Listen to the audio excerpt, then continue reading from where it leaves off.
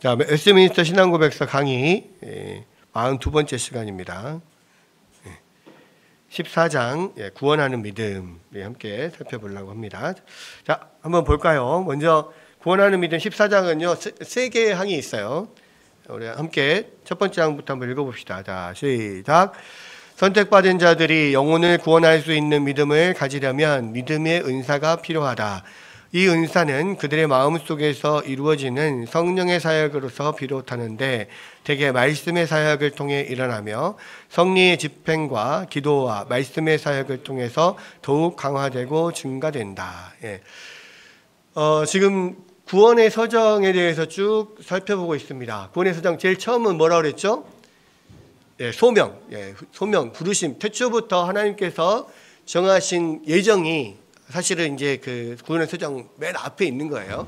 근데 그 예정된 사람들을 하나님께서 복음으로 불러내시는 것을, 시간 속에서 복음으로 불러내시는 것을 우리가 소명 이렇게 이야기를 합니다. 근데 소명에는 이제 그냥 일반적인 소명이 있고 유효한 소명이 있어요. 그래서 그냥 복음이 일단 선포되는 것은 그것을 모든 사람들이 듣게 되죠. 근데 그 중에서 태초에 선택받은 사람들은 그 복음의 말씀에 반응을 하고 나오게 됩니다. 그래서 그 복음에 반응하고 나오게 되는 것을 유효한 소명이라고 하죠. 그러니까 일반적인 소명과 유효한 소명이 있습니다. 그리고 이제 그 유효한 소명이 이루어지기 위해서 사실은 성령이 역사를 하는데 그것이 이제 우리 안에서 영혼의 중생을 일으키는 거죠. 그래서 중생은요, 우리의 죽었던 영혼이 살아나는 겁니다. 하나님과 끊겼던 하나님의 관계가 다시 이어지기 시작하는 거예요. 그러니까 생명이 붙기 시작하는 겁니다. 근데 그 중생을 일으키는 사역이 말씀에서 시작을 하는 거예요. 그러니까 그 소명과 중생이 이렇게 연결되어 있습니다. 이것을 우리가 이제 그 구원의 여러 가지 서정들이 하나씩 다 앞과 뒤가 계속 연결되어 있다고 해서 이거를 끊어지지 않는 진리의 사슬, 그래서 황금 사슬 이렇게 이야기를 해요. 그래서 항상 앞과 뒤는 연결되게 되어 있습니다. 말씀으로 우리를 불렀죠. 근데 그 말씀이 우리의 영혼을 살아나게 해요. 그게 중생이에요. 그래서 영혼이 살아나면, 말씀을 통해서 영혼이 살아나면 그 말씀을 믿게 됩니다. 맞다. 그렇구나. 맞다. 맞네. 이 성경 말씀대로 하나님이 세상을 창조하셨고 우리가 타락했고 우리가 예수 그리스도를 통하여 구원을 받게 되는 거네. 그런 식으로 이제 말씀을 계속 듣다 보면 그것들이 맞다 인정이 되고 믿어지게 되는 거죠. 그래서 소명 중생 다음에는 그 말씀에 의한 믿음이 나와요. 그래서 이제 그 믿음이 나오는데 이것이 이제 구원하는 믿음이라고 지금 표현을 하고 있는 건데 이 믿음이 다른 믿음하고 달라요. 왜냐하면 다른 믿음은 다 그냥 이렇게 무언가에 대해서 그렇구나, 내가 지식적으로 그것을 받아들이고 동의하고 믿는 것으로 끝나는데 구원에 관련된 믿음은 그냥 단순한 동의로 끝나는 게 아니에요. 왜냐하면 구원에 관련된 것은 우리의 삶이 연관되어 있기 때문에 우리 삶 전체에 관련된 믿음인 거예요. 그러니까 이 믿음은 그래서 우리의 삶 전체가 반응이 돼야 되는 거예요. 그러니까 인생을 거는 믿음인 거예요, 이게. 그래서 구원하는 믿음은 다른 믿음과 좀 다릅니다. 뒤에 그렇게 나오는데 그렇게 믿음을 갖게 되면 진짜로 우리가 진짜 하나님 앞에 죄인이고 예수 그리스도가 필요하구나. 나는 정말 추악하고 나 자신에게서는 도저히 어떤 구원이 이룰 수 없구나, 구원의 방법이 없구나를 깨닫게 됩니다. 그러면 하나님 앞에 철저하게 이제 하나님 앞에 회개하게 돼요. 그래서 믿음과 회개가 따르게 되고 그렇게 철저하게 예수님을 하나님을 믿고 정말로 하나님 앞에 나의 자신을 모든 죄를 회개하고 이제는 하나님 없이 사는 삶이 아니라 하나님만 붙들고 사는 삶이 되겠습니다. 이렇게 나의 삶을 완전히 주도권을 넘겨주게 되는 거예요. 왜냐하면 내가 아무런 가치가 없고 아무런 힘이 없고 내가 완전히 하나님 앞에 죄인이고 나에게서는 방법이 없다는 것을 아니까 그 예수님을 붙들게 됩니다. 그러면 이제 구원과 믿음을 통하여서 하나님이 의롭다 하심을 받게 돼요. 죄의 용서함을 받는다는 거예요. 그것이 칭의입니다. 칭의. 그래서 이 칭의가 이루어지기까지는 사실 상당히 많은 시간이 걸려요. 어떤 사람은 예수님 믿고 바로 확 믿고 할렐루야 하고 완전히 막 변화되고 갑자기 변화되고 뭐 이런 것들 뭐 대충 보통 사도 바울을 이야기할 때 뭐 갑자기 변화되는 거 이렇게 생각을 하잖아요. 근데 사실은 사도 바울은 오랜 세월 동안 하나님의 말씀이 있었어요. 그러니까 적어도 사도 바울은 오랜 세월 동안 하나님의 말씀을 연구하는 학자였단 말이에요. 거기에서 이제 그 말씀하시는 분이 내가 핍박했던 예수 그리스도구나를 깨닫는 순간 순식간에 변화가 되는 건데, 사실 그러한 변화가 있기 전에 많은 그동안의 말씀을 알았던 배웠던 그 과정이 있었단 말이에요. 그래서 어느 날 갑자기 확 변하는 거 사실 불가능합니다. 왜냐하면 사도 바울처럼 우리가 말씀을 오랫동안 알아왔던 사람이 아니거든요. 대부분은 처음 복음 듣고 그때 처음 아는 거거든. 또 일례로 그런 이야기 하거든요. 우리가 예수님을 안 믿다가 마지막에 죽는 순간에 예수님을 영접하고 죽을 수 있지 않냐, 이런 이야기들 많이 합니다. 그래서 대표적인 예로 누구를 들어요? 예수님의 옆에서 같이 십자가에 못 박혔던 강도. 보통 그것을 우편강도 뭐 이렇게 이야기하지만 사실은 우편강도인지 좌편강도인지는 성경에 안 나왔으니까 몰라요. 근데 이제 일반적으로 성경에서 오른쪽을 주로 좋은 쪽으로 말하고 왼쪽을 안 좋은 쪽으로 보통 말하니까 뭐 우편강도 이렇게 말을 하는데, 사실은 우편인지 왼편인지 몰라요. 근데 어쨌든 예수님 옆에서 십자가에 같이 못 박혔던 강도. 그러니까 이 강도도 마지막 죽는 순간에 예수님 영접하고 구원 받았잖아요. 왜? 예수님이 너가 오늘 나와 함께 낙원에 있으리라 그랬으니까 구원의 확답을 받은 거잖아요. 그러니까 우리도 뭐 마지막 인생 끝날 때 그때 예수 딱 믿고 구원받을 수 있지 않습니까? 이렇게 말하는데, 그 강도조차도 유대인이었잖아요. 유대인들은 태어나면서부터 계속 하나님 말씀을 모세오경을 외우는 사람들이에요. 12살이나 13살에 성인식을 하는데, 성인식을 통과할 수 있는 조건이 뭐냐면 모세오경을 다 암송하는 거예요. 그렇죠? 모세오경을 다, 그러니까 유대인은 무조건 12살, 13살 되면 다 모세오경 암송해요. 그리고 그 이후에는 그 모세오경 가지고 계속해서 토론합니다. 그게 유대인의 교육 방식이거든요. 지금도 이스라엘에서는 그런 다른 과목들도 배우지만 그 모세오경을 계속 암송하고 토론하고 하는 일들을 계속해요. 그런 유대인이 인생 마지막에 우리가 외우고 알았던 그 하나님의 말씀으로 알았던 그리스도가 당신이었군요, 이것을 알게 되니까 믿음을 갖게 된 거고, 그리고 예수님이 나는 나와 함께 오늘 낙원에 있으리라 이렇게 이야기한 거란 말이에요. 그래서 그 강도 사도 바울 이런 사람들은요 우리들하고 비할 바가 아니에요.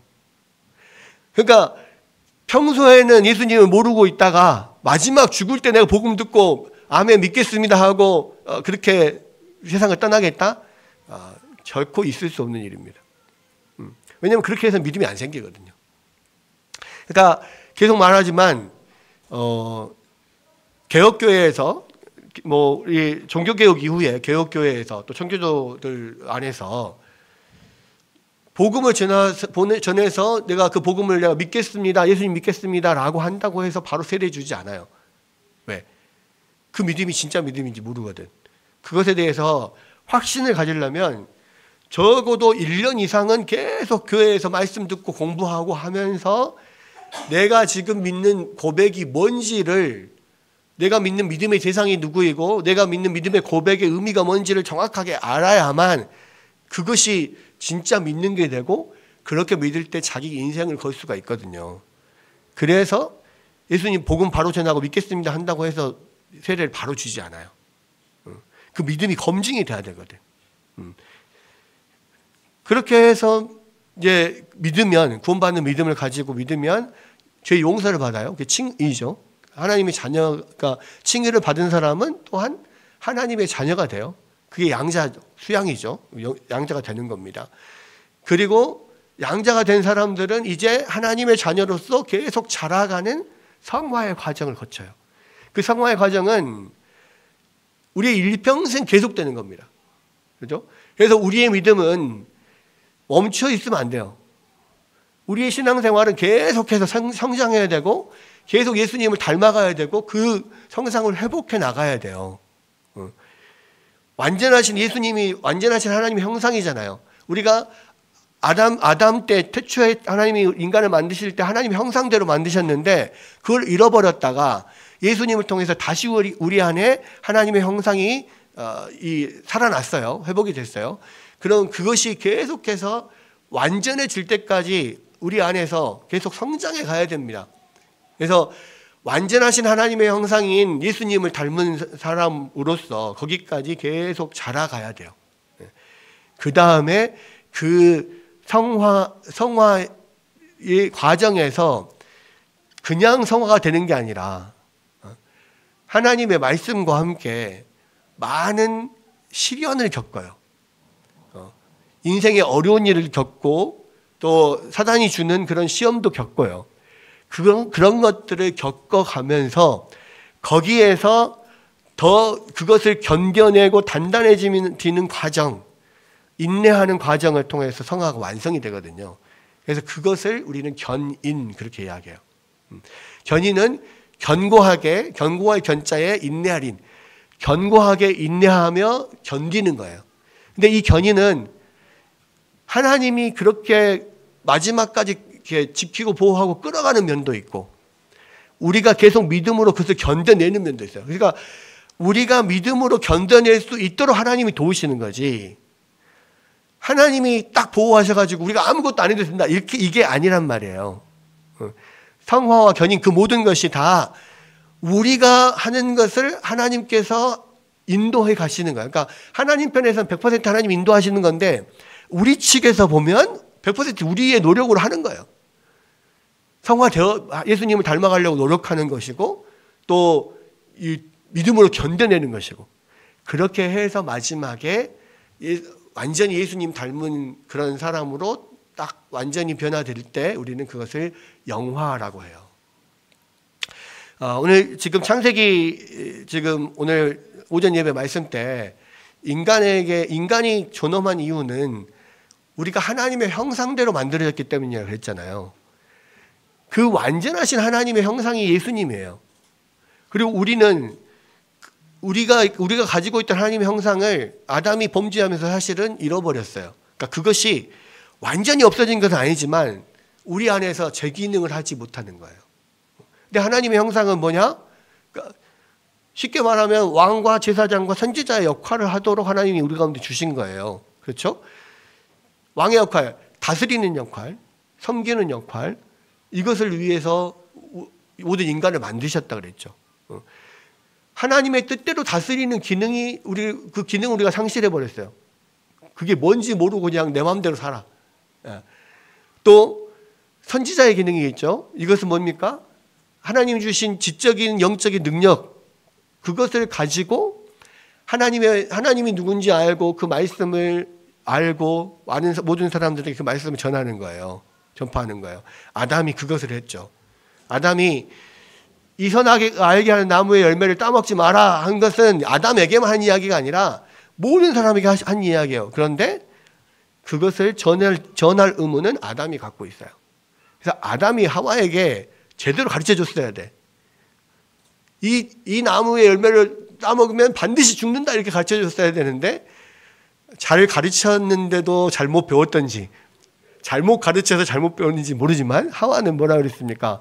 이 선악을 알게 하는 나무의 열매를 따먹으면 정령 죽으리라가 아니라 죽을까 하노라. 죽을 수도 있다. 이렇게 생각했단 말이에요. 그럼 뭐예요? 대표적으로 선지자 역할을 못한 거죠. 또 제사장의 역할. 우리가 하나님 형상은 하나님과 소통하는 면이에요. 그래서 다른 동물들은 전혀 소통하지 못해요. 인간만 하나님과 소통할 수 있다고. 근데 하나님과 소통하는 것은 아담에게 주어진 책무예요. 그래서 아마도 아담이 첫째 아담이고 예수님이 둘째 아담으로 오셨다라고 했을 때 예수님이 우리의 중보자잖아요. 그죠? 그런 것처럼 아담도 분명하게 중보자의 기능을 가지고 있었을 것이다. 이렇게 생각해요. 왜? 아담의 후손들, 모든 이 아담 아래에 있는 사람들에게 사실 아담을 통해서 하나님과 만나는 거예요. 아담이 그 제사장 역할을 한다고. 이게 나중에 이제 에덴 동산 가면은 에덴 동산이 하나의 성전이었다. 이거를 이제 보게 되는데 어쨌거나 이 하나님과 소통하는 기능을 이 대제사장을 통해서 또는 중보자를 통해서 하나님께서 그 기능을 주셨고 인간이 아담은 모든 인간들에게 또 인간은 모든 피조물에게 하나님과 그 피조물들 사이에서의 중보자 역할을 해요. 그래서 인간이 타락함으로써 결국 누가 저주를 받냐면 피조물이 저주를 받아. 왜? 중보자가 모든 피조물의 대표니까요. 그런 면, 그런 면이 뭐 하나님의 형상인데 아담이 그것을 못했어요. 그죠? 근데 다시 이제 새로운 아담, 두 번째 아담으로서 오신 예수님이 완전히 그것을 정확하게 그것을 회복해서 완전한 중보자로서의 역할을 하시는 거예요. 우리가 예수님을 믿는다는 것은 그 완전하신 하나님의 형상이신 예수님을 닮아서 우리도 그 형상으로 회복해서 밖에 나가야 돼요. 그게 아담이 타락한 아담에게서부터 이 완전히 새롭게 되는 새 아담이 되는 새로운 새로운 피조물이 되는 완전히 새로운 피조물이 되는 그 과정이라고요. 그러니까 우리가 회복할 것은 완전한 하나님 형상까지 가는 거야. 그러면 성경에 그런 말이 있잖아요. 우리가 지식에까지 새로워진다 그 말이 있잖아요. 왜 지식에까지 새로워집니까? 지식이 하나님의 형상 중에 하나니까요. 지식이 새로워져야 돼요. 우리의 기능이 새로워져야 돼요. 왕적인 제사장적인 선지자적인 기능이 예수님처럼 닮게 돼야 돼요. 그것이 우리의 구원이에요. 그러니까 우리가 구원받는 것은요. 단순히 그냥 죽을 또 백성이었는데 지옥 갈 백성인데 천국 간다 이 개념이 아니라고. 처음 하나님이 창조하셨던 그 하나님 계획하셨던 그 원래의 하나님의 형상을 회복하는 거예요. 그 완전한 하나님의 형상이 예수님이시기 때문에 그 예수님을 따라가다 보면 완전한 하나님이 최초에 우리를 만드셨던 그 형상을 회복할 수가 있는 거예요. 그래서 이게 회복되는 것까지 나가지 않으면 우리는 구원받지 못한 거라고.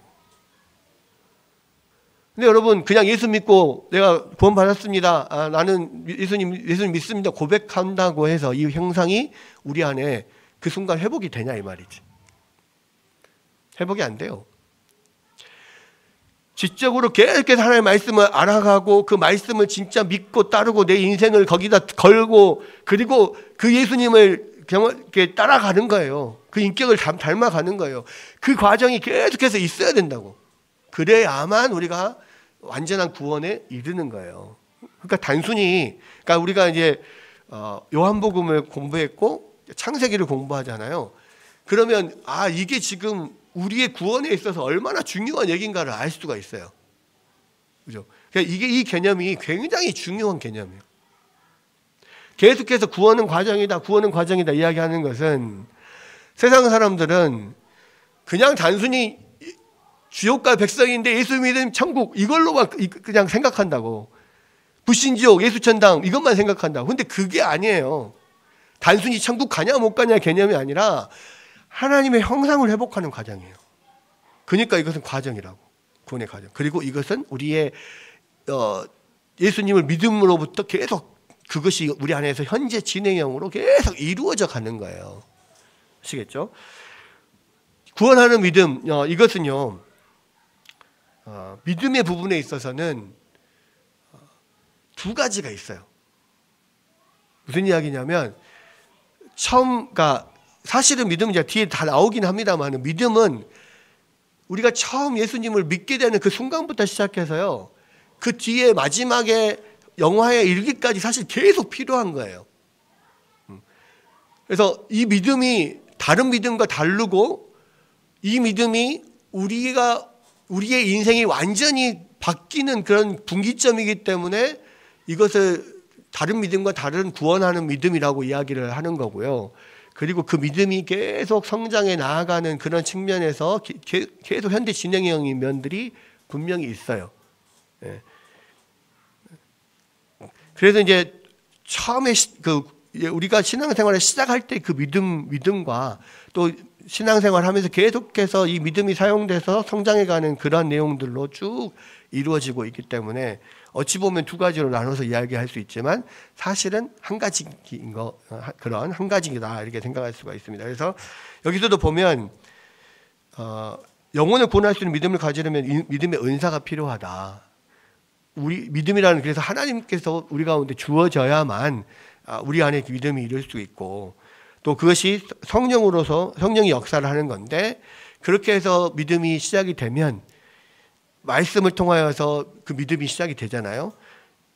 그런데 그 믿음이 또 성장을 하려면 또 성례와 기도와 말씀을 통해서 더욱더 성장하고 강화되고 그렇게 가는 거예요. 그래서 믿음은 처음부터 끝까지 계속 가는 겁니다. 이런 면들이 있다는 거예요. 그 다음에 두 번째 장 봅시다. 자, 함께 읽어볼게요. 시작. 신자는 이 믿음으로 말씀 안에서 친히 말씀하시는 하나님의 권위를 믿고 그 안에 계시된 것은 무엇이든 참된 것으로 받아들이며 각 구절이 가르치는 것에 따라 행동하고 명령에 복종하며 경고를 두려워하고 현세와 내세를 위한 하나님의 약속을 붙잡는다. 그러나 구원신앙의 중요한 역할은 은혜 언약의 효력을 토대로 칭의와 성화와 영생을 위해 오직 그리스도만을 영접하고 받아들이고 의지하는 데 있다. 자, 보십시오. 이러한 믿음이 있잖아요. 믿음은 현재 진행, 처음 시작부터 끝까지 계속 필요하다 그랬잖아요. 이 믿음이 있으면 어떤 일이 일어나냐면 하나님의 말씀이 무엇이든지 하나님의 말씀을 하고 믿어요. 그리고 하나님의 말씀이기 때문에 그 명령에 복종하고, 또 하나님의 말씀에서 경고하는 것을 두려워하고, 또 하나님의 말씀에서 약속하는 것을 진짜로 내 안에 이루어지기를 사모하면서 그것을 붙잡고 나아가요. 여러분, 그래서 우리는 구원하는 믿음 하면 그냥 내가 처음 예수님을 믿을 때 내가 예수님 믿겠습니다 고백한 그 믿음만 생각한다고요. 근데 그게 아니라고. 거기서부터 시작돼서 계속해서 이 믿음이 필요한데, 이 믿음은 하나님의 말씀이 진짜로 여겨지는 믿음이에요. 그래서 이 하나님의 말씀이 진짜 하나님의 말씀이다라고 생각을 하고 믿게 되는 거죠. 그리고 그 말씀에 경고하는 것을 두려워하고 삼가고 하라 하는 것들 명령에 대해서 열심히 순종하려고 하고, 하나님이 약속하신 것을 진짜로 그렇게 믿고 약속을 믿고 또 믿음으로 하게 되고, 이런 모든 것들이 믿음이 하는 일이에요. 구원하는 믿음이 하는 일.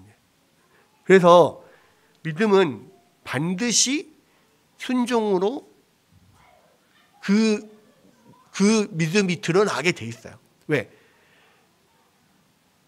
믿음이, 구원하는 믿음이 있다는 것은 이 말씀을 진짜 믿는다는 이야기니까. 말씀을 믿으면 당연히 말씀 때문에 두려워하기도 하고, 말씀 때문에 기뻐하기도 하고, 말씀 때문에 순종하기도 하고, 이런 게 당연히 있는 거죠. 그래서 이게 두 번째 항은 어떤 구원하는 믿음의 결과, 이런 일이 일어난다. 지금 그것을 이야기를 하고 있는 겁니다. 자, 보십시오. 첫 번째, 구원하는 믿음의 대상은 하나님의 모든 말씀이다. 믿음은, 그러니까 말씀과 믿음은 계속해서 왔다리 갔다리 하면서 계속 연관이 됩니다. 말씀을 통해서 믿음이 생겨요. 믿음을 갖게 돼요. 믿음이 더 성장하려면 또 말씀이 필요해요. 말씀을 계속 알아가다 보면 말씀 안에 있는 것들을 하나하나 다 믿어요. 믿으면서 믿음으로 순종을 해요. 계속 이게 믿음과 말씀이 서로 상호작용을 해요. 그죠? 그래서 구원하는 믿음의 모든 대상은 하나님 말씀이에요. 말씀을 믿는 거예요. 그래서 일반적인 믿음이라는 것은 증언에 근거한 진리에 동의하는 건데, 아까 잠깐 말씀드린 것처럼 구원에 관련된 믿음은요, 단순 동의로 끝나는 게 아니에요. 왜? 그것에 인생을 걸어야 되니까. 올인해야 되니까. 그러니까 예를 들어 주식 투자를 한다 해보십시오. 이것이 진짜 전망이 있는 아주 좋은, 이거는 정말로 투자하면은 오를 거라고 확신하는 그러한 믿음이 있잖아요. 모든 근거와 데이터를 가지고 분석해 봤을 때 이거는 확실하다라고 하는 믿음이 있잖아요. 그럼 어떻게 한다? 자기 전 재산을 걸어요. 그러니까 이게 뭐 50% 가능성이 있다, 뭐 70%, 80% 가능성이 있다라고 하면 그래도 한 20, 30%는 아닐 수 있으니까 주저하는 마음이 있겠지. 근데 모든 것을 다 확인을 해봤는데 이거는 100%야. 이런 확신이 있으면 자기 전 재산을 다 걸어요. 왜? 확실하니까. 하나님의 말씀도 그렇다는 거야. 그러니까 이거는 예수님을 믿는다는 것은 내 인생을 거는 거거든.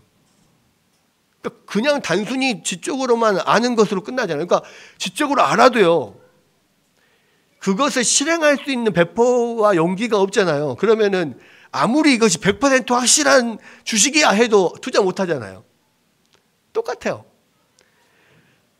성경 말씀이 분명히 진리의 말씀이 100% 확신을 하는데도 불구하고 내가 거기에 지식적으로 동의하고 내가 내 인생 안 걸면 아무 의미가 없어. 그 구원은 나에게 이루어지지 않아. 그래서 일반적인 믿음과 조금 다른 면이 있어요. 또 동의하는 건데, 구원하는 믿음 또한 성경 증언에 근거한 진리에 동의하는 것인데, 구원하는 믿음은 하나님의 말씀에 계시된 모든 진리, 또 율법이나 복음과 관련된 모든 진리를 온 마음을 다하여서 받아들이는 믿음. 그러니까 온 마음을 다한다는 말은요, 나 전 인격으로 받아들이는 거야. 그러니까 단순히 지식적으로 맞아가 아니라 맞아 하다가 오, 이것이 진짜 진리네. 그럼 나의 모든 삶을 걸 수 있어. 온 마음으로 그것을 받아들이는 거야. 그게 구원하는 믿음이에요. 그래서 내 인생을 다 걸지 않으면 그건 믿음이 아닌 거예요. 그러니까 적어도 구원하는 믿음은 아닌 거예요. 나를 구원할 수 있는 믿음은 아니야. 동의, 지식에 대한 동의, 그리고 온 마음을 다하면 거기에 대한 확신, 그리고 거기에 완전히 나를 던지는 거, 이게 다 포함이 되어 있어요. 그래서 이것을 우리가 온 인격을 다해, 온 마음을 다해서 믿는 것, 온 인격을 다해서 믿는 것, 다른 말로 요즘 많이 쓰는 말은 인격적으로 하나님을 만나는 것. 그것이 인격적으로 하나님을 만나는 거예요. 그래서 복음에 내 온 삶을 다 드릴 수 없다면 그것을 믿는 게 아닌 거예요. 적어도 구원 얻는 믿음은 아니라는 거죠. 자, 이 믿음은 사람이나 교회가 증언했거나 이성의 원리에 일치한다는 이유만으로 진리를 받아들이지 않고, 그렇죠?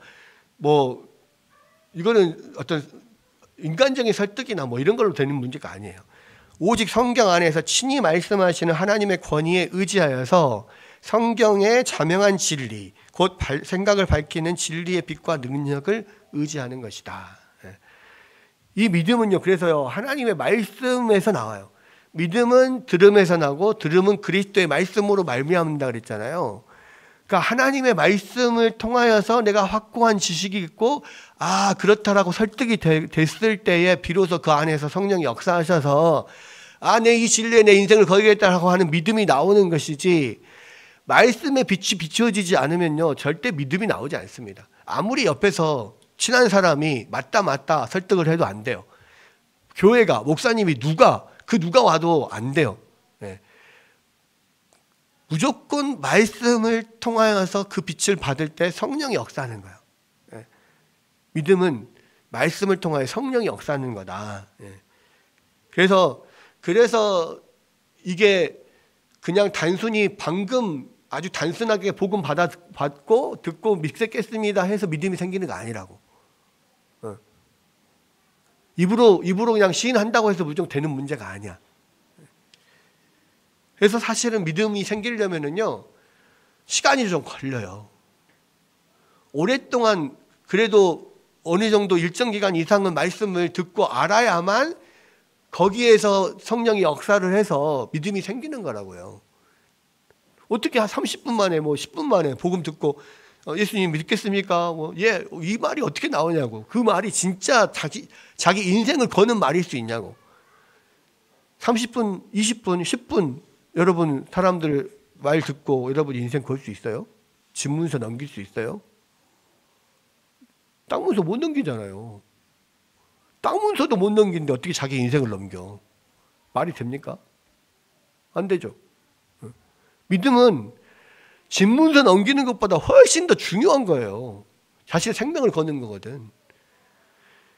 집문서 넘기는 것도, 집문서 이전하는 것도 엄청나게 많은 연구와 또 여러 가지 알아보고, 법적인 거 알아보고, 이것이 진짜 맞냐 틀리냐 그렇게 해서 사고 파는 거 아니에요.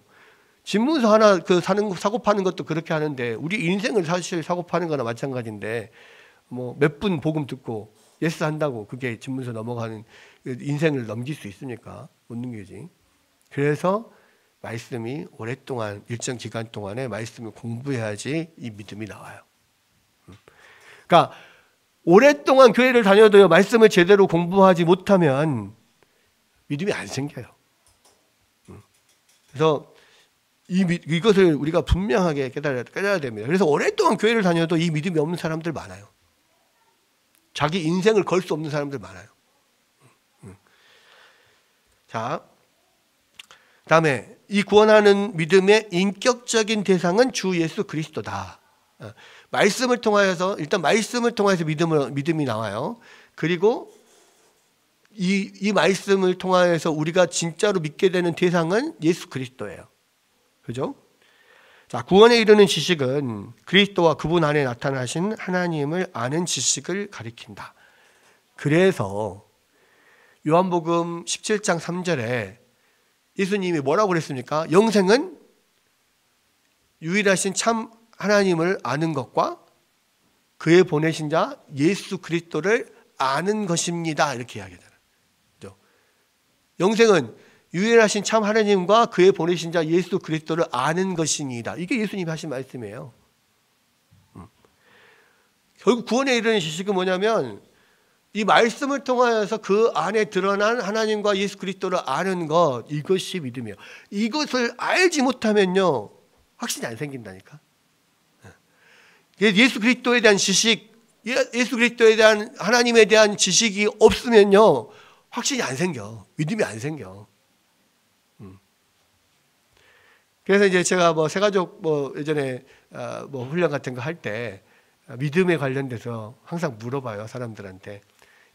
자, 믿음은 지식에 가깝습니까? 감정에 가깝습니까? 의지에 가깝습니까? 이렇게 물어봐요.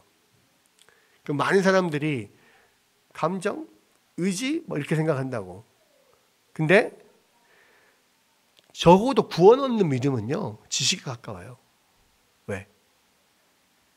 영생은 유일하신 참 하나님과 그의 보내신 자 예수 그리스도를 아는 것이니다잖아요. 아는 것입니다. 영생은 어디서 나온다고요? 아는 것에서 나온다고. 말씀을 알고 말씀 안에서 예수 그리스도와 하나님을 알 때에 그때 우리 안에 참된 믿음이 생긴단 말이에요. 그래서 이 지식이 없으면요 아무런 믿음을 가질 수가 없어요. 그래서 제가 늘 이야기하는 게 있잖아요. 예수님이 나는 안 믿어져요. 하나님이 안 믿어져요. 왜 안 믿어집니까? 말씀을 공부하지 않아서 그래요. 그러니까 요즘에 제가 이제 요한복음 강해 주일날 오전에 끝내고 창세기 들어갔잖아요. 말씀을 설교하려고 다시 공부를 하다 보니까 그렇구나 새롭게 깨달아지는 게 너무 많아요. 아니 목사님 저조차도 그러는데, 아니 성도들은 말씀을 공부하지 않고 이것을 정말 염두에 두지 않고 설교를 들으면서 계속 그런가 보다 계속 고민하고 지식들을 취하지 않으면 거기 안에서 하나님이 어떤 분이신지, 예수님이 어떤 분이신지, 뭘 원하시는지, 무엇가 참된 믿음인지 어떻게 아냐고요. 모르잖아요. 그죠? 여러분, 말씀을 통하여서 구원하는 우리의 대상은 예수 그리스도예요. 예수님이 우리를 구원하시는 거니까. 그죠? 이 믿음은 그래서 예수 그리스도를 믿는 믿음으로 불립니다. 이 믿음은 성자와 그분 안에 있는 생명에 관해서 성부께서 증언하신 것을 믿는 거예요. 어디서 증언하는 것을? 성경에서 증언하는 것을 믿는 겁니다. 그렇죠? 그래서 성경을 통하여 우리가 만나야 할 대상은 예수님이에요. 하나님이에요. 하나님이 예수님을 통하여서 우리를 구원하시겠다라고 하는 그 계획을 갖고 성경을 통해서 계속 말씀하고 계시기 때문에 우리가 그 예수님을 알아야 되만 하나님 앞에 나아갈 수가 있는 거예요. 하나님이 보내신 유일한 중보자니까, 둘째 아담이니까 예수님을 통하지 않고는 하나님을 알 수가 없어요. 그래서 예수님이 나는 길이요 진리요 생명이다. 오직 유일한 길이고 오직 유일한 생명이고 유일한 진리다라고 말씀하시는 게 하나님이 세우신 유일한 통로니까, 유일한 중보자니까. 우리는 말씀을 통해서, 그래서 예수님을 통해서 하나님을 아는 거예요. 그래서 성경을 해석할 때도 항상 예수님 중심으로 성경을 봐야 되는 거예요. 그래서 구약 성경을 볼 때도 신약 성경을 중심으로 봐야 되는 것은 왜 그러냐? 예수님을 중심으로 봐야 되니까. 창세기를 지금 공부하는데 창세기를 볼 때도 그냥 천지를 창조하셨다 이렇게 보면 안 돼요.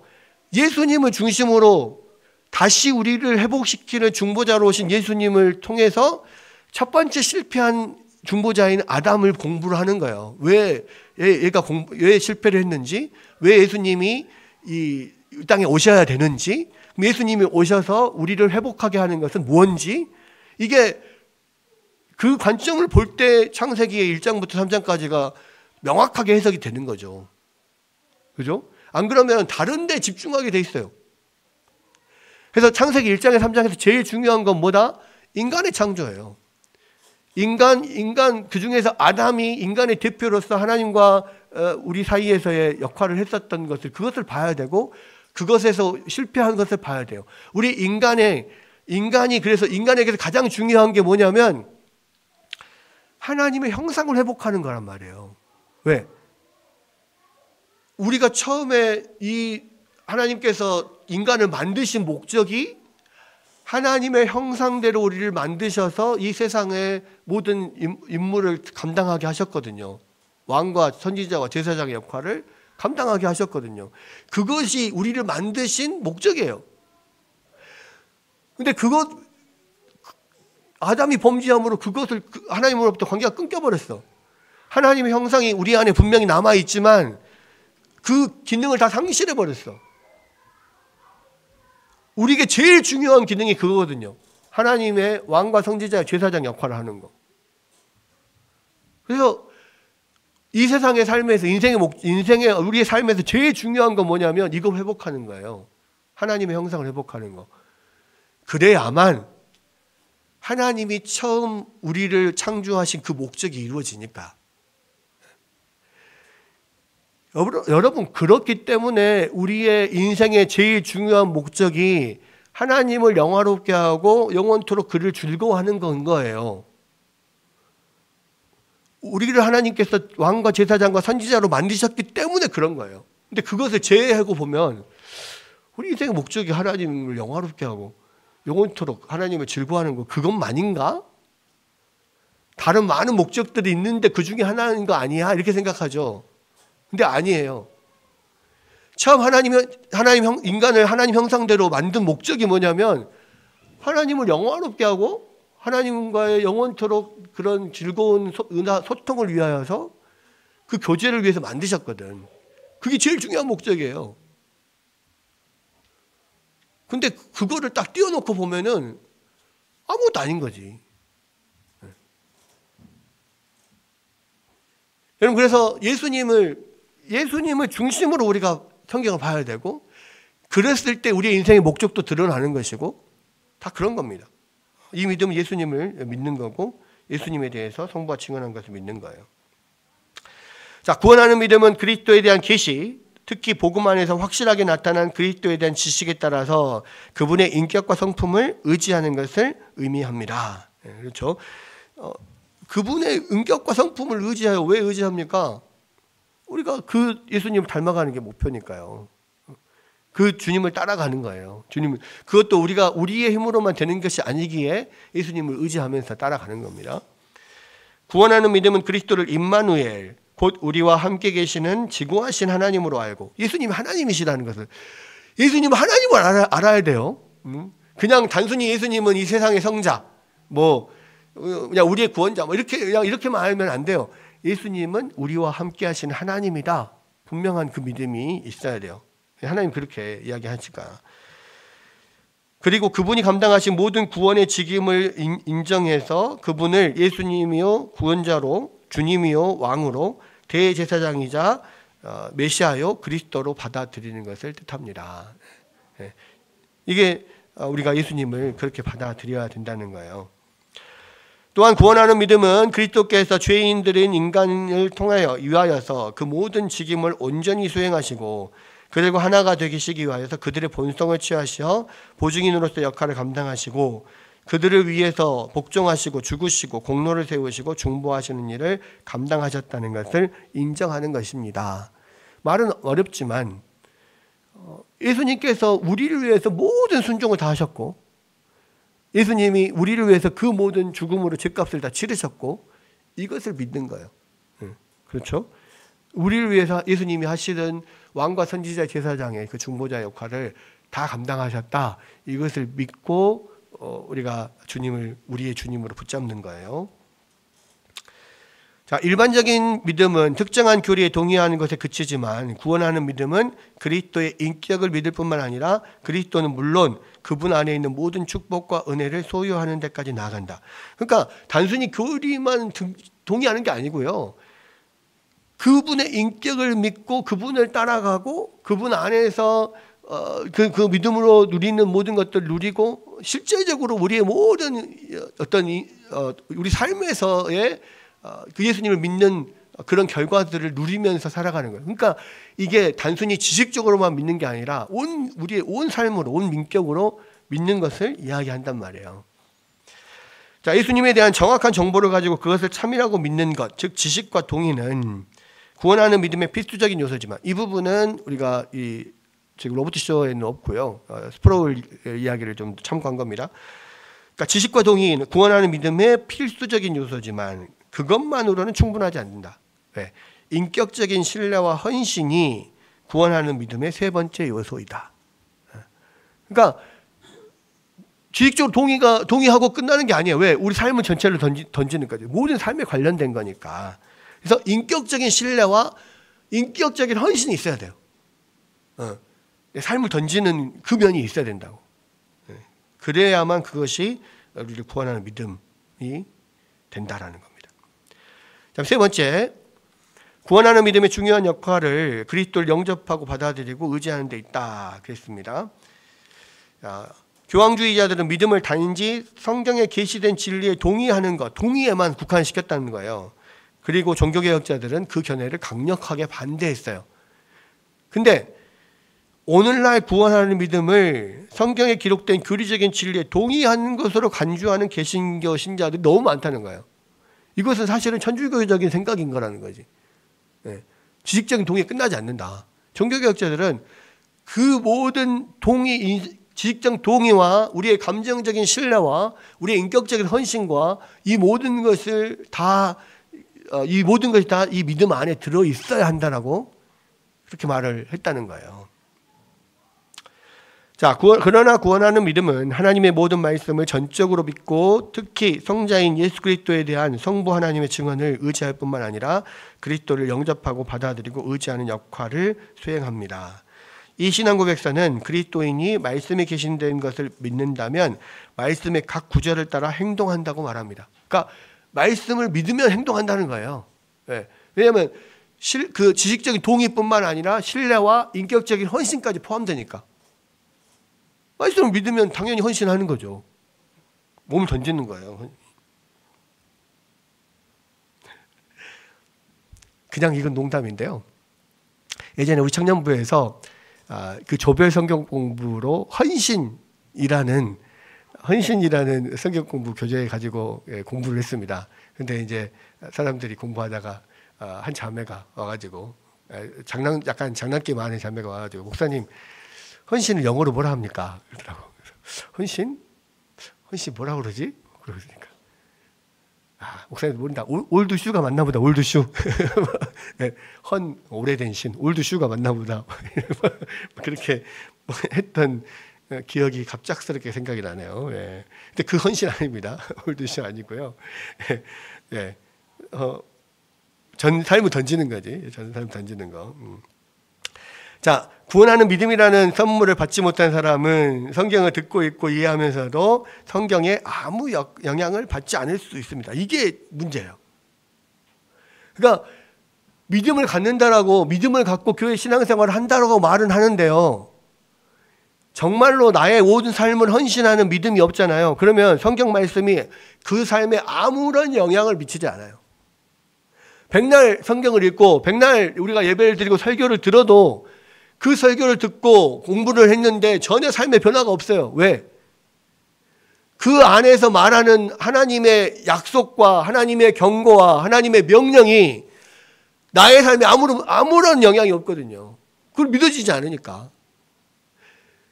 그것을 정말 믿으면 하나님의 경고가 그냥 두려운 것으로 받아들여져야 되고, 하나님의 축복이, 하나님의 약속이 정말로 우와, 이게 너무 놀라운 것으로 받아들여져야 돼요. 하나님의 명령이 내가 꼭 해야 되는 명령으로 받아들여야 돼요. 그것을 못하면 내가 오늘 또 나 못했네. 하나님이 이 죄인이 또 순종하지 못했습니다. 이게 내 안에서 계속해서 그 말씀에 대한 반응이 나와야 되고 회개가 나와야 되고 정말 나 가슴을 찢고 막 이게 나와야 되는데, 이게 믿음을 갖고 말씀을 보는 건데, 이 믿음이 없으면요, 말씀에서 아무리 뭐라고 해도 아무런 상처를 받지 않고 아무런 느낌이 없어요. 말씀 때문에 고민하는 것이 하나도 나타나지 않아. 여러분, 그런 구원하는 믿음이 없는 거예요. 말씀을 가지고 고민해야만 그것이 내 안에서 지금 내가 뭔가 믿음으로 지금 반응하고 있구나, 이것을 생각하는 것이지, 아무리 듣고 있고 이해하면서도 성경에 아무런 영향을 받지 않는다. 이게 진짜 무서운 말이에요. 무서운 말. 그러나 그리스도인은 성경이 말하는 것을 믿고 그 명령에 순종합니다. 구원하는 믿음은 행함이 결여되어 있는 것이 아니에요. 참 믿음은 순종이라고 하는 열매를 낳습니다. 자, 여기서 신앙고백서는요, 믿음이 신자들의 삶에 만드는 특징들을 놀랍게 설명합니다. 그러니까 신자는 이 세상과 오는 세상에 대한 하나님의 약속을 기꺼이 받아들이고, 이것은 구원하는 믿음의 주요한 행동들이 오직 그리스도만을 받아들이고 영접하고 의지하기 때문이에요. 그래서 하나님의 말씀 안에 있는 모든 것들을 믿고 따르고, 또 그 말씀이 예수님이 하신 말씀인 줄 알고 따르고 신뢰하고 나아가는 거예요. 그리고 그리스도인은 은혜 언약 덕택으로 칭의와 성화와 영화와 영생을 위해서 그리스도를 신뢰합니다. 그러니까 쭉 예수님을 믿고 의지하는 것은, 예수님의 말씀대로 내가 순종하고 하는 것은 예수님께서 우리를 구원에 완전히 이를 때까지 우리와 함께 하시는 임마누엘 하나님이요, 우리를 이끄시는 성령의 역사를 우리 가운데 주시는 분이시요, 그 모든 것이 주님으로부터 온다는 것을 알기 때문에 예수님을 붙잡는 거예요. 그죠? 그래서 칭의에도 성화에도 영화에도 예수님이 필요해요. 예수님이 중심이야. 예수님을 붙잡고 신뢰하고 예수님을 붙잡고 나아가야 돼. 그래서 구원하는 믿음의 주된 열매는 칭의이나 믿음은 성화에도 필수적이다. 그러니까 구원하는 믿음은 예수님을 믿음으로써 칭의를 얻습니다. 제 용서를 받잖아요. 하나님의 자녀가 되잖아요. 근데 성화에도 이 믿음은 필수적이에요. 왜? 우리가 이 세상에서 예수님을 닮아가는 데 있어서 나의 노력만으로 안 되거든. 이 세상의 모든 시련을 이겨나가는 데 있어서 나의 노력만으로, 내 힘만으로는 안 되거든. 그러니까 예수님을 계속 붙잡을 수밖에 없어요. 예수님께 기도할 수밖에 없어요. 도우심을 요청할 수밖에 없어요. 그래서 계속 예수님을 믿고 또 회개하고 믿고 회개하고 또 붙잡고 막 이것이 계속 되면서 성화도 일어나는 거예요. 그래서 폴 워셔라고 하는 그 유명한 복음 선포자가 있거든요. 이분은 목사님은 아니에요. 근데 유명한 설교자인데 이 폴 워셔가 쓴 회심이라는 책에 보면 그런 이야기가 있어요. 믿음은 우리의 신앙생활은 믿고 회개함으로 시작된다. 우리의 신앙의 성장도 성화도 믿고 계속해서 믿고 회개하면서 계속 우리가 신앙이 성장하고 성화되는 거다. 결국 믿음과 회개는 신자들의 모든 신앙생활의 시작과 끝이다. 알파와 오메가다. 믿고 회개함으로써 예수님을 알고 이렇게 신앙생활을 시작하는 거 하고 믿고 회개함으로 계속함으로써 우리 신앙생활이 성장하는 거다. 그 이야기를 하거든요. 처음에 그것을 들었을 때는 되게 신선했어요. 근데 나중에 계속해서 공부하다 보니까 맞구나, 그렇구나. 계속해서 믿고 우리 믿음은 계속 흔들리고 약해지기도 하고 막 그렇거든요. 그러니까 계속해서 예수님을 붙잡고 신뢰하고 해야 돼요. 또 계속 믿고 붙잡고 또 순종하다가 못하면 또 못한 것에 회개하고 믿고 회개하고 계속 믿음으로 회개하고 하면서 우리가 성화되어 가요. 그래서 믿음의 주된 열매는 칭이지만 또 믿음은 이 성화에도 연결이 된다 이 말이에요. 우리가 하나님의 명령에 떨고 그리스도의 명령에 순종하고 지금과 장래를 위한 하나님의 약속에 우리의 신뢰를 두는 것은 믿음으로 말미암은 것이다. 그래서 여러분 이 믿음이 우리의 신앙을 계속해서 좌우하고 있고요. 우리의 성장 또 믿음이 좌우하고 있습니다. 또 하나님 말씀을 믿는 거 이것도 믿음이 없으면 이게 내 것이 안 돼요. 절대로. 믿음이 없으면 이것이 열매가 맺혀지지 않아요. 이런 면들. 그래서 믿음은 모든 우리의 구원의 거의 시작과 끝과 같아요. 모든 올타임, 모든 구원의 과정 안에서 믿음은 꼭 필요한 거예요. 자, 믿음은 그리스도의 인해 삶의 시작부터 우리가 본향에 이르러 그리스도 임재에서 안에서 충만하고 자유롭게 될 때까지 대단히 중요하다. 그리고 이것은 우리 자신으로부터 말미암은 것이 아니다. 그래서요, 믿음은 우리의 전 인격을 다 들여서 붙잡는 것이지만 이 믿음이 우리 안에서 나오는 것이 아니니까 또 더 예수님을 의지해야 돼요. 성령님 의지해야 되고. 그러니까 귀신 들린 아들을 둔 아버지가 예수님께서 믿음이 없는 세대여 하면서 뭐라 하니까 그 아버지가 뭐라고 해요? 주여 내가 믿습니다. 나의 믿음 없는 것을 도와주소서 이렇게 이야기하잖아요. 말이 안 되는 것 같죠? 근데 그것이 우리가 신앙생활 할 때 필요한 믿음이에요. 분명히 예수님 내가 믿습니다. 그런데 나의 믿음이 없어. 믿음 없는 것을 도와주십시오. 왜? 믿음이 나에게서 나는 게 아니니까.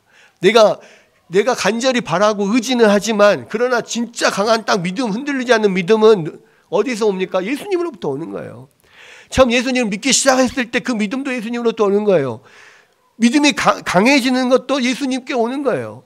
그래서 믿습니다. 그런데 나의 믿음 없는 걸 도와주세요. 이것이 우리 가운데 필요한 거예요. 그러니까 이 문장이 굉장히 중요한 문장입니다. 믿음은 그리스도인의 삶의 시작부터 우리가 본향에 이르기까지 그리스도의 임재 안에서 충만하고 자유롭게 될 때까지 대단히 중요하다. 그런데 이 믿음은 우리 자신에게서 나오는 게 아니라 주님께서 주시는 거다. 고로 믿음을 구해야 돼요. 믿음 없는 자들은요, 믿음을 구해야 돼요. 안 믿어지는데 어쩌란 말입니까? 믿음을 구해야 돼요. 네, 믿음은 우리 안에서 나오는 게 아니니까. 여기까지가 2항의 이야기입니다. 자, 3항 읽어보고 마치겠습니다. 네, 하루에 한 항만 하려고요. 항상 한 항만 하려고 하는데 서론이 길기 때문에 길어지더라고. 뭐 그렇게 했는데 오랜만에 하면 또 서론이 길어질 수밖에 없죠. 자, 3항 먼저 읽어보고 마치겠습니다. 3항 읽어봅시다. 시작. 이 믿음은 정도의 차이가 있어 약하기도 하고 강하기도 하며 자주 여러 모양으로 공격을 받아 약해질 수도 있지만 마침내는 승리한다. 이 믿음은 믿음의 창시자요 완성자이신 그리스도를 통해 여러 각도에서 성장을 거듭해 온전한 확신에 이른다. 그러니까 우리에게서 난 게 아니라고요. 믿음은 믿음의 창시자이자 완성자이신 예수님으로부터 나오는 거니까 예수님께 내가 믿습니다, 나의 믿음 없는 것을 도와주셔서 이렇게 말할 수밖에 없어요. 그리고 그렇게 구하며 또 계속 믿음을 추구하고 나갈 때 여러 각도에서 우리가 성장하면서 온전한 확신에 이르게 된다. 이게 사망입니다. 다음 주에 to be continued.